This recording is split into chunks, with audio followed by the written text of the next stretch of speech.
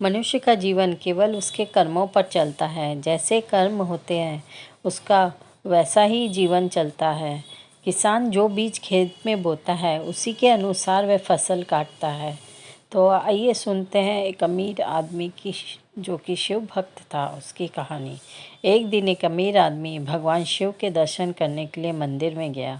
इस अमीर आदमी ने बहुत ही महंगे जूते पहन रखे थे और उसने ऐसा सुन रखा था कि इस मंदिर में अक्सर चोरी होती रहती है। इस वजह से उसका मन नहीं हुआ कि वह अपने कीमती जूते वहाँ बाहर छोड़ कर चला जाए। अब करे तो क्या करे, वह बड़ी दुविधा में पड़ गया। थोड़ी देर सोचने के बाद उस अमीर आदमी ने मंदिर के बाहर बैठे एक भिखारी से बात की। अमीर आदमी ने उस भिखारी को अपने जूते संभालने के लिए दे दिए। भिखारी भी जूते संभालने के लिए राजी हो गया। फिर वह अमीर आदमी अंदर मंदिर में पूजा करने के लिए चला गया।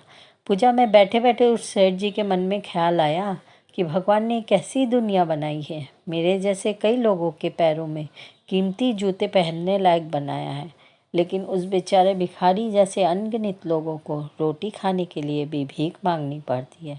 वह अमीर आदमी मन ही मन भगवान से फरियाद करते हुए बोला कि आपने सब लोगों को एक समान क्यों नहीं बनाया?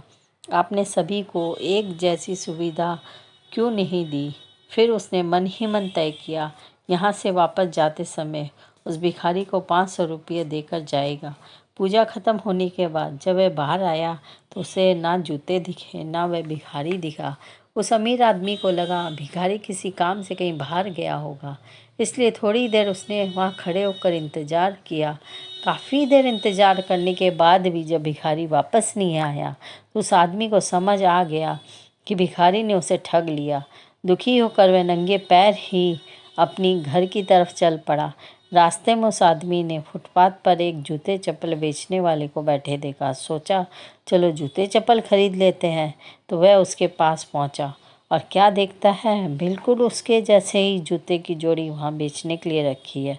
वह पहचान गया कि ये उसी के जूते हैं। उसके बार बार पूछने पर जूते वाले ने बताया कि ये जूते उसे एक भिखारी ने 500 रुपये में बेचे हैं।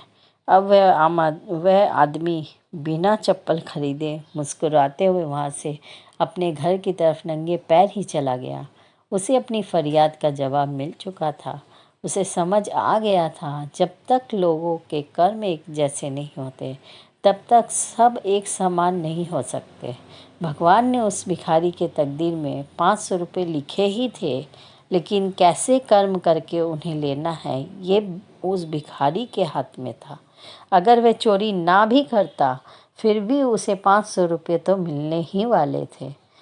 तो भगवान का हिसाब किताब बिल्कुल साफ है। अच्छे कर्म का फल अच्छा और बुरे का फल बुरा ही मिलता है। जो जैसा करता है उसे वैसा ही भोगना पड़ता है। तो आइए हम जीवन के सच्चे मूल्यों को समझें और अपने अच्छे कर्मों में बढ़ोतरी करते रहें। मेरी कहानी को लाइक सब्सक्राइब शेयर ज़रूर करें ताकि मेरी कहानी आप तक पहुंचती रहे। जय श्री राम, जय श्री राम, जय श्री राम।